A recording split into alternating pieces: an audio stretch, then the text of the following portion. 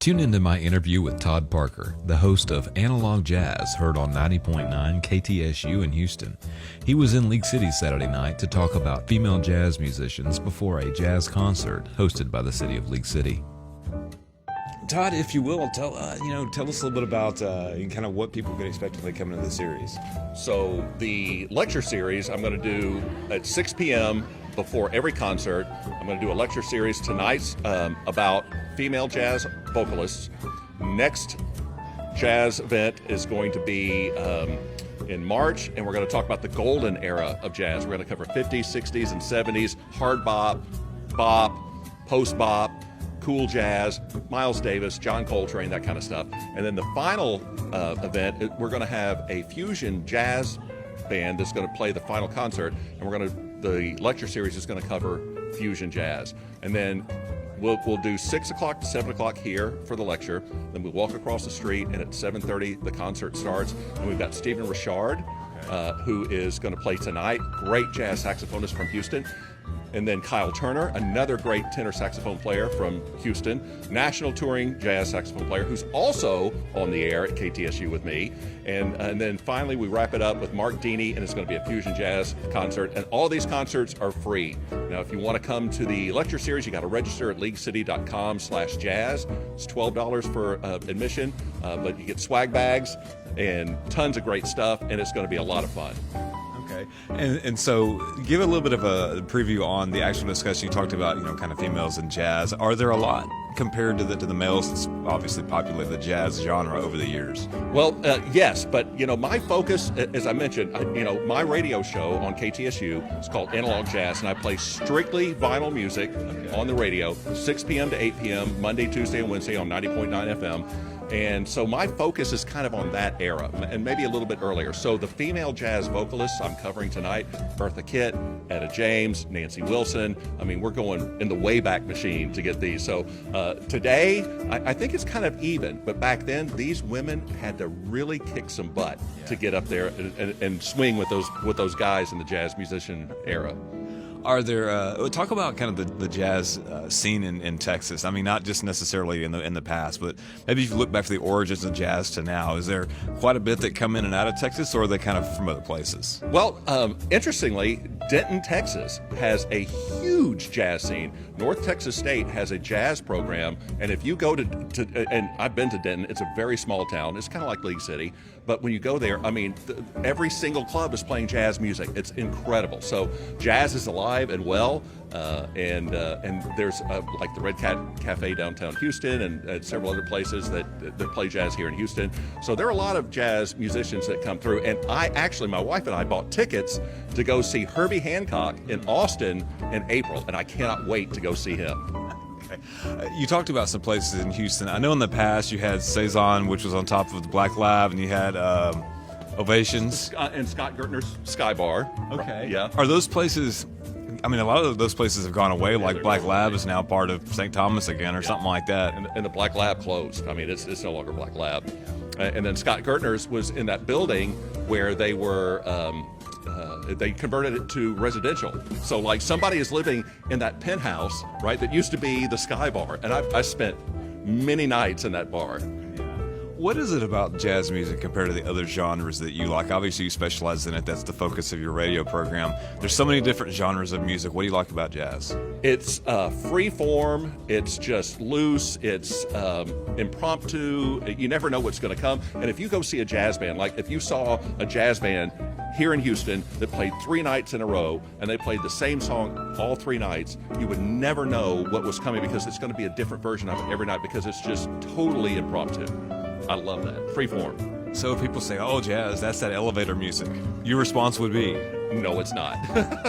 And actually, I had a woman that I worked for many years ago, and she goes, why would you listen to jazz? And she goes, that stuff sounds terrible. And she's thinking of like free-form jazz, right? Like Sun Ra, which is just like, if you put 10 people in a room and they were just banging on instruments that there's no musicality to it.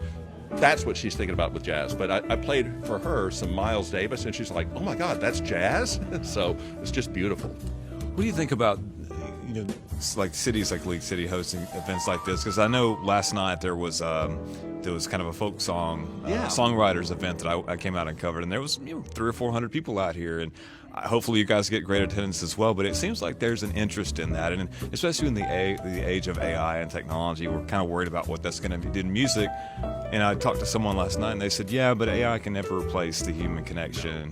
What are your thoughts on the emerging technology and how it might affect music? Well, for me, I'm a professional photographer by trade, and so AI really is affecting photography, right? So I'm well aware of it. But here's the thing, right? I can take my camera and go take a photograph of somebody that AI cannot duplicate. It can't. Now, it can come close, but a cheap second is not the real thing. And the same thing's true with music, right? When you get somebody up on the stage who's blowing through a reed, playing a saxophone, you can't replace that with AI.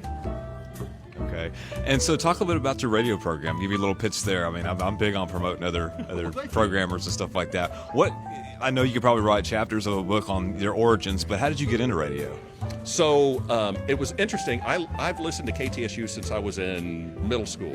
Okay. So the station's been around for 52 years, and I was listening in 2022. I'm listening one day in my office, working on client files in photography, and Donna Franklin, who is the program manager, and she has the morning show from 9 to 12, said, we're looking for a community person who wants to come in and do 1 hour a week, and we're going to have that person come on the air and do a show. So, I mean, I literally stopped what I was doing, and I started writing a letter. It's like, you want to pick me, right? And so I sent it to her, and it took 6 months of me just following it. It's like, hey, how about now? She said, not yet, not yet, not yet. So she finally called me in, and she said, what we want is, after we sat in the interview room for about 30 minutes, she goes, I think you're going to be right. And she said, but we don't want to do 1 hour. What we want is for you to come in and substitute when I'm going to be out on a vacation, or Kyle Turner is out on a national tour, and we want you to come in and do that. And I said, well, I'm game.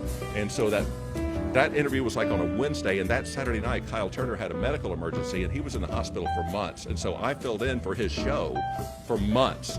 And then I did some substituting, and then I was getting some good feedback, and they said, we're going to give you your own show. And so that started January 1st of last year, 2023, and it's called Analog Jazz. It's on from 6 p.m. to 8 p.m. Monday, Tuesday, and Wednesday, and I play everything on the air is straight from vinyl, and you can hear the hiss and the pop. But look, you can't get that depth of sound. Listen to MP3s, right? That's true. MP3s compress the sound, compress the file to make it play a little quicker, and it chops off the top end, it chops off the bottom end. But when you put a needle in the groove, man, I mean, the music comes alive. It's something about that analog, that's for sure. So, did you have any former radio experience? Because you've got the cadence and the vibrato and everything else, that full-sounding, rich voice. No. I tried many times, and one of the things I wanted to do was to get into voiceover work. And 25, 30 years ago, there were a couple agencies here in Houston, and if you didn't know someone, you could not get in. They would not let you in. And so I got into radio doing this gig so I could do some voiceover work. And I have gotten some voiceover work because I've been in radio. But this was just, out of the blue, it just happened. Okay, so advice for anyone that's trying to get into voiceover or podcasting or broadcast. I know when I got into it, I begged for feedback. How do I improve? What am I doing wrong? What's your advice? Don't quit. Be persistent. Chinese water torture. Do not quit. No matter how many times you get a no, there's a yes right around the corner. Okay. How about tips for finding your voice and finding your presence and your personality and not copying everybody else that's already out there? Right. I think that just comes from within, right? It's your own spirit, it's your own personality, and you've got to be true to that. And, it either resonates or it doesn't. And don't try to copy. Don't try to be someone else. Don't try to, I think, don't try to tell yourself, if I do it this way, then people will like it. They're going to like you or they're not, right? And just be true to yourself, because that's the only genuine way to make an impact. If people want to learn more about the station, or maybe they're interested in getting you to come do some photography or voiceover work, give a pitch here. Yeah, so my Instagram is @AnalogJazz713. You can reach me there very easily. Or if you want to find more out about the radio station, it's ktsuradio.com. Very good. Thanks, Todd. Thank you. Appreciate it. I appreciate it.